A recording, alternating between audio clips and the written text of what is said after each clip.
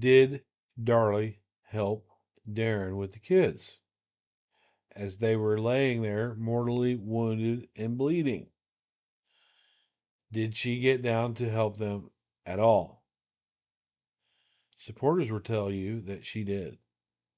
Some of them would tell you that she tried to hold the chest wound together. The first responders did not see Darlie do anything but stand at the end of that kitchen counter with a rag to her own throat. The Last Defense was a very good supporter geared documentary, unless you listen. There's 2 parts in this where they tell you exactly what happened, where they say it right in our face, like the lesser evil. I will bring up this. I will mention that Darren felt the need to go across the street to get Karen, who was a nurse. You got to get help, is what he told the officer. Why would he have to get help if he had help? Some people on the support side would say, well, she was wounded. How do you can't expect her to help? I expected Mama Bear to kick in.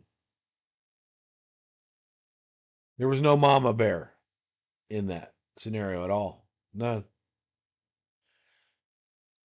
None at all. And then, just later, we will talk about the where they exhume their bodies. And cut their hands off. All under the approval of Darlie. But let's listen to this clip right here and listen to their own words. I get over to Devon and I start doing CPR. I start blowing into his mouth, and the first time I blew into his mouth, air comes out of his chest. And I look out across the room, and Damon is laying on his tummy. He's not responding to me either. He's just kind of laying there, kind of moaning. Yeah, I'm trying to get an ambulance to you. Oh my God, my babies are dying. Oh my God. Darren was trying to save them. Hold on, honey. Hold on. Darren was trying to save them. Hold on, honey. Hold on. Hold on. I told him to hold on. I told him to be strong. And he said, okay, Mommy. That was the last words I ever heard him say. Save them. Hold on, honey. Hold on. Darren was trying to save them. Hold on. Oh my God. Darren was trying to save them. Hold on, honey. Hold on. Hold on. I told him to hold on. I told him to be strong. And he said, okay, Mommy. That was the last words I ever heard him say. The dramatics are great. If she would have looked a little bit like this in court, instead of sitting there overly defensive, going liar, liar, while fighting for her life, she might have been able to get that off. We have to remember, the jurors wanted to make sure that there was a good-sized picture of Devon and Damon that was facing the stand that she was at. They were hoping to get a reaction from that picture, and they got nothing. Darlie learned about that flat effect, and she worked it out, apparently. Now, quickly, for all the gentlemen that are trying to get a look at Darlie's butt right here, let's not focus on that, okay? Even though it's right there in front of you. Apple bottom. Anyways, I don't care for all that shit. But what I'm looking at is right here. And through debating this case and talking about the case, I learned something new every fucking day. Something, well, it's not new, but it's to be considered. That knife block right there that you see right there, that's in the same spot where it was when the intruder came in, according to them. Cron made a note that all of the handles were the same, but the blade was different on each knife. Each knife had a fillet, a serrated, a chef's, a paring. It's all there, but they all had the same size blade. The knife that they pulled out was from the center of the block. It was not on the ends, which you would think they just grabbed the first one. They went right to the biggest knife. The intruder went right in there in the middle of the night and went right to the biggest knife. Because I'm sure he's not just going to stand there and pick and look and look and pick and look. He went right to the biggest knife. Think about that. Now notice here where she puts the whole sleeping downstairs on the boys. Basha told me about that night, and that's all I can say is what she told me. I'm not googly-eyed for Basha.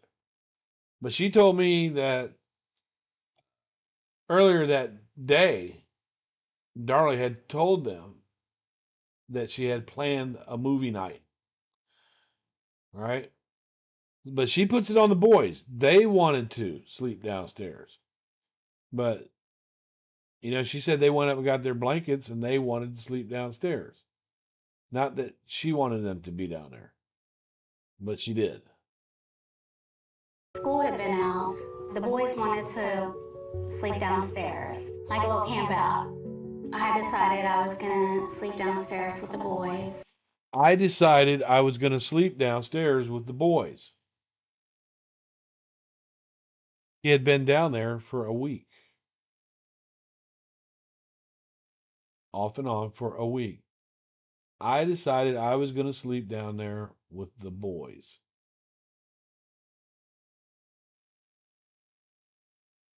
You got to think about it. Seriously. In here, she doesn't say, well, I had been having trouble sleeping because, my baby would run and Groot and in his crib, and that would wake me up. I had been down there for a week. You know why she doesn't say that? Because there's a lot of fucking people that don't buy that. I think she's going to quit saying that on TV. Because if that baby moving around in that crib could wake you up, how can an intruder get in there and lay down 10 stab wounds on your children and you not wake? That's noisy.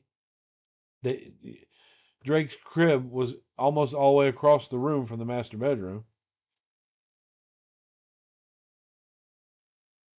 And they want to give people shit for Darren didn't hear anything.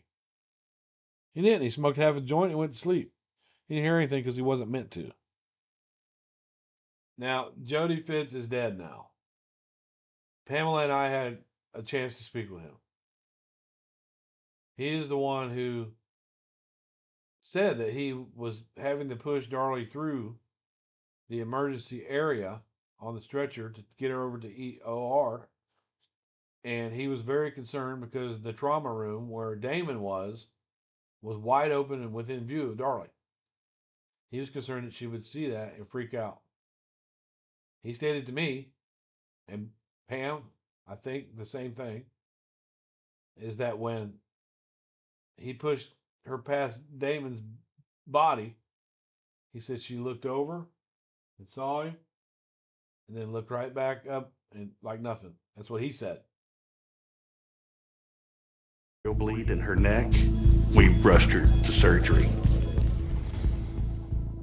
She had a gash on her arm that cut to the bone. They always say cut to the bone, but look how far the bone is from your forearm.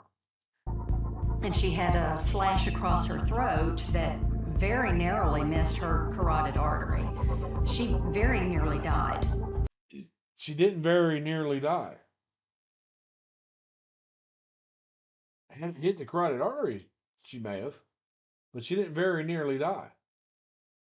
That's like saying, she could have died.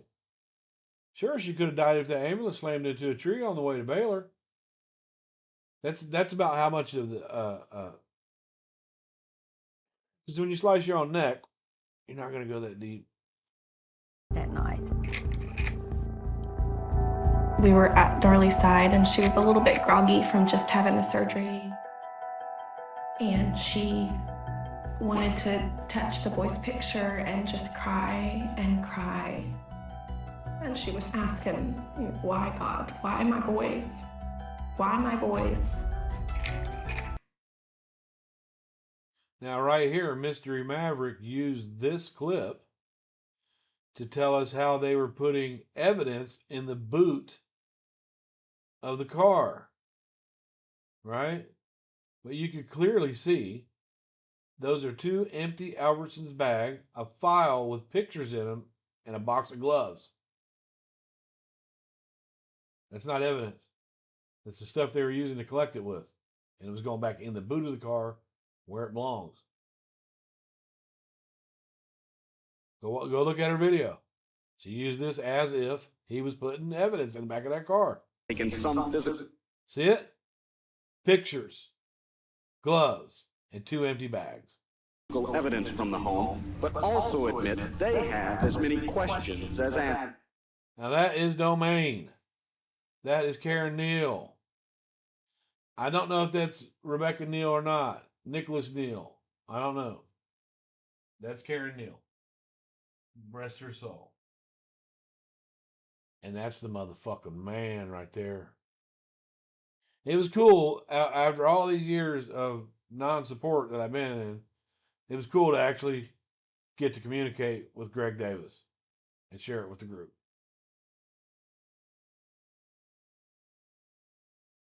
We thanked him for presenting the case as well as he did. He says he's confident they got it right.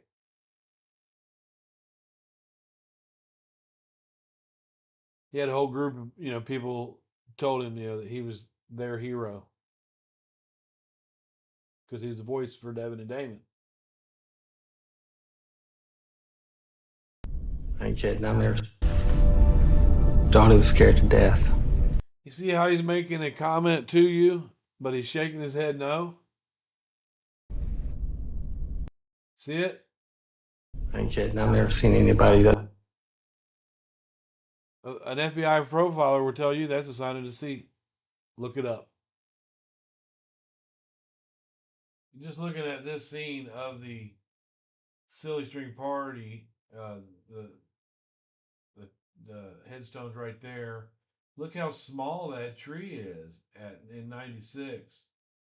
This tree, the tree growth, the roots grew into where this casket was, and them needing the moisture, the roots needing the moisture, it caused the vault to be soaked with water.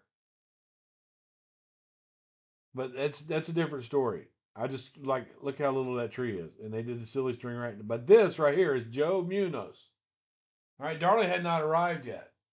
Her car is there, but she's not arrived yet. I don't know. She must have been with somebody else, and Darren drove that. But you have a few kids. But I just wanted to show, it's not like the news just pulled up and started interviewing her. They were there and enjoyed a lot of that party. About a week after the murders on June. I can't tell who's who here. I don't know these people. 14th, the Routiers held a birthday party at the cemetery for Devon, who would have turned 7 that day. And a local television station went out and caught it. See the way he says they caught it. That's Danelle. That's Baisha. That's Drake. They went out and caught it. No, they were called to come out there. Mama Darlie told me that herself. Darlie was waiting for the news to get there before she showed up. They caught it. See how he said that? That's him swinging in an innocent way. Now, Baisha had told me that she told Darlie beforehand, don't do that. It's not good. It's not going to be the news here, blah, blah, blah. Don't do that. But Darlie wanted to. She said it won't look good. And she basically didn't like it. Her task that day was to keep her eye on Drake so they could do this celebration. You know, the drug addict, the mental health person, the one that was jealous of Darlie, the one that the boys didn't like that they'll tell you. But she was there to tend to Drake so that they could do this party. She didn't like it. She came up, and when they started spraying the silly string, she was annoyed by that. And she didn't like it, and she said, I started to walk away. Now Rich says, no, she didn't walk away. She was standing right there with everybody else. No, she wasn't. They cut it out. When this silly string, Darlie turns here in a minute and starts spraying it at Drake. Some of it gets on Drake.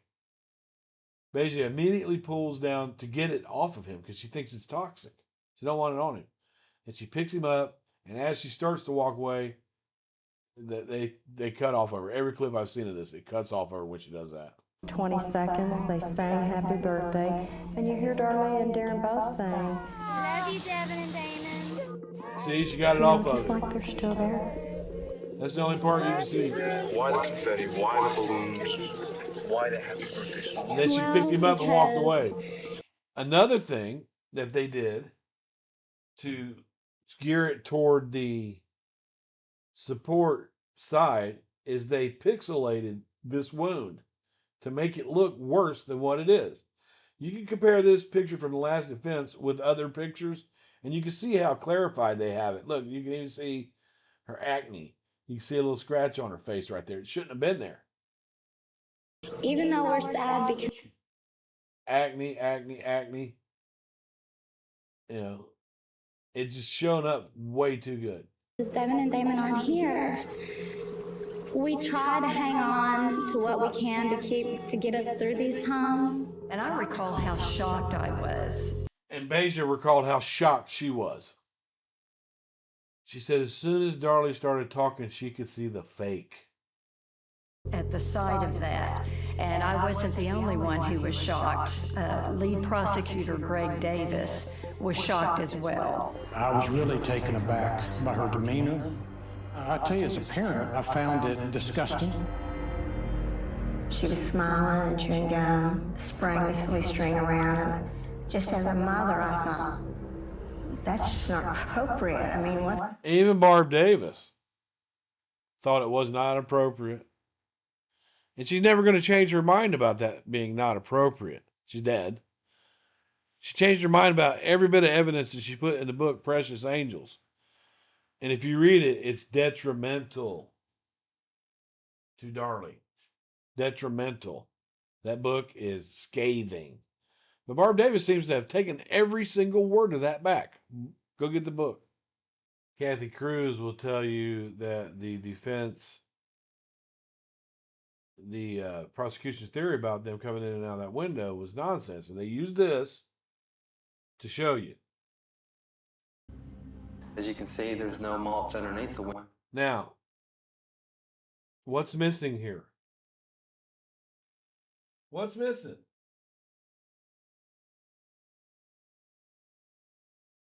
The window itself is gone. There was a cigarette butt right there. The window was gone. So about this much, about almost 4 inches is gone. The window's not even there. Check him out. Window, the mulch is at least 6 to 7 feet over in this direction. That's right. That's because they want you to believe that they said as soon as you come out of that window, you hit mulch. That's not what was said. You got to listen. They play word games on this all the time. And this is the window sill that they said that was not disturbed. And as you can see, you can walk right. You sure can step right in there. But see where his arm is? That would have hit the window.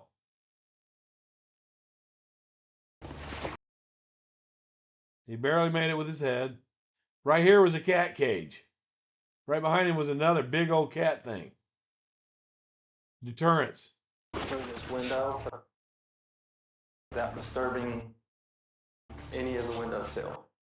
But he's only talking about the windowsill. Yeah. Cron said that was one of the factors. You know, not all of them.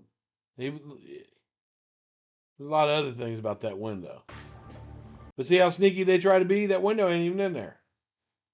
Now, if he would have tried hard not to touch that window, that sill, like he was trying to, and hit his head on that window that was not even there. It's not there. So And Cron is right. All those knife handles are the same. The knife was not in the first rack. It's in the second towards the middle. The intruder went straight to the biggest knife.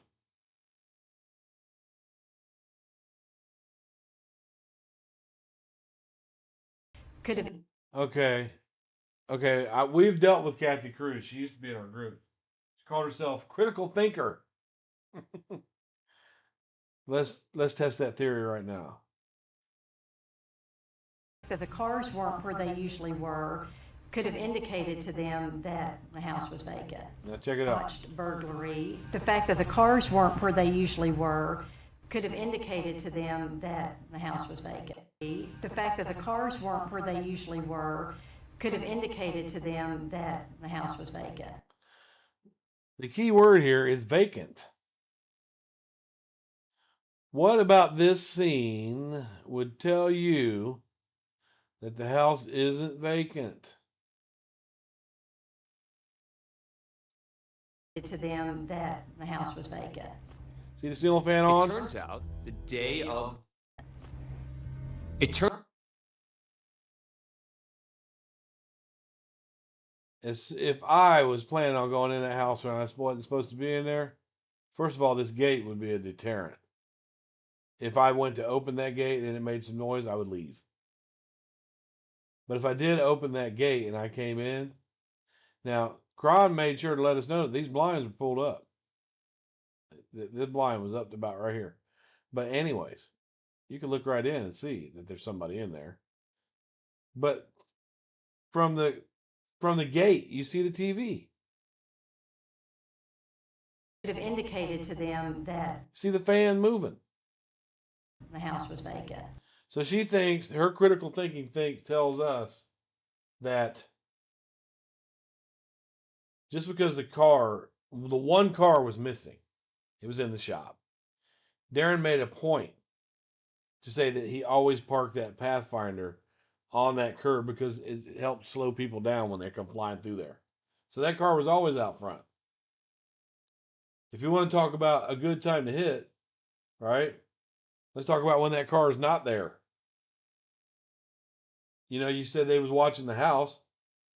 They were stalking her.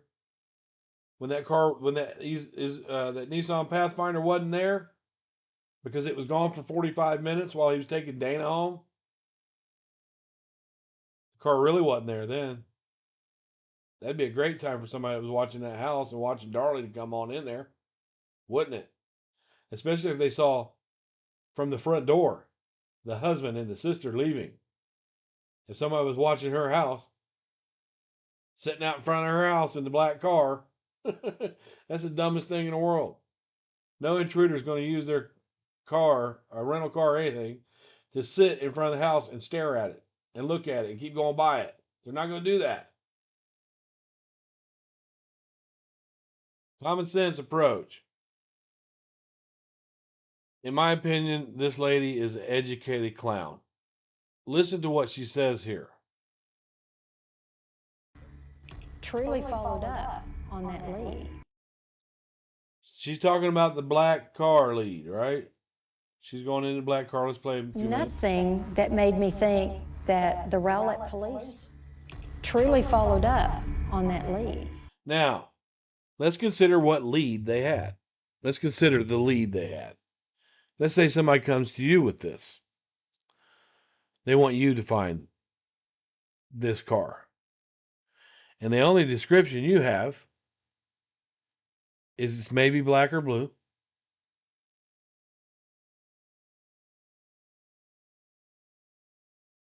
Go get it. Black or blue sports car. No tag. No identifying make, model. Nothing. See, there's nothing to indicate to me that they followed up that lead. Because they couldn't. What are they going to do? Stop everybody with a black or blue car? Her fucking eyes are so big. You just tell she's like, reminds me of Nancy Grace. I don't like her either. I was the one going out looking for the car with binoculars and the gun next to my seat to try. Okay. He was looking for a car. He went out looking for a black or a blue car with a gun in his seat. No make, no model. He went out looking for it. How'd that work out for you, Darren? Try to find who did this. And did that for weeks. And notice he says that he drove around Rowlett for weeks looking for that car with a gun on his seat. Let's consider Brian Pardo's deal with Darren showing up at his house with a gun. Let's talk about the issues between Darren and Darlie, where once one gun was pulled on her, another gun he put at his own head. And not the same gun. Basha said he was waving a gun around at Tesnique, says, if any one of you say anything bad about Darlie. They found no gun in the house. What did he do with that gun? They didn't find it. What did he do with it? They searched that house up and down that night. He said he was driving around Rowlett with a gun. Think about it, people.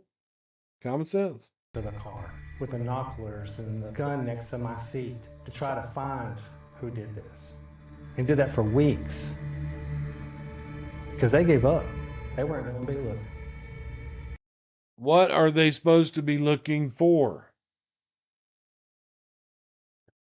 You have a blue car, sir, so come with us. You have a black car, sir. Come with us. Make for a long night, wouldn't it? Let's consider the drain, okay? Now, let's also consider domain. Dog walking. That's how you're familiar with your alley and around your house, because that's where you walk your dog at. Right? And I wonder if Darlie did that. I'm sure she did. That intruder held on to that sock until he got to that drain. That tells me that whomever deposited that sock knew that that big gapped open drain was there.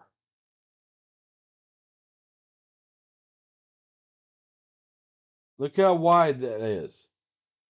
Whoever it was that came down that alley and they knew ahead of time that drain was there because they held on to it. They held on to it. Didn't put it in a trash bin. They held on to it to get there. Think about that. Just consider that. And missed. And missed. 150 yards, that is a long way. That's 1.5 football fields of running. But you guys saw when I was there. It took me, and I have trouble walking. My hip, my back. I really do. I have trouble walking. A lot of days I have to use my cane. I'm off the cane for every day. I got one more surgery. Let me see. But I walked it with I'm 250 pounds, 6 foot tall, and I walked it back in less than a minute. So if I was running, I probably could have done it faster. Barb Davis did it. From that back screen door to drop it, she did in 27 seconds. And then the way back. So you add that up.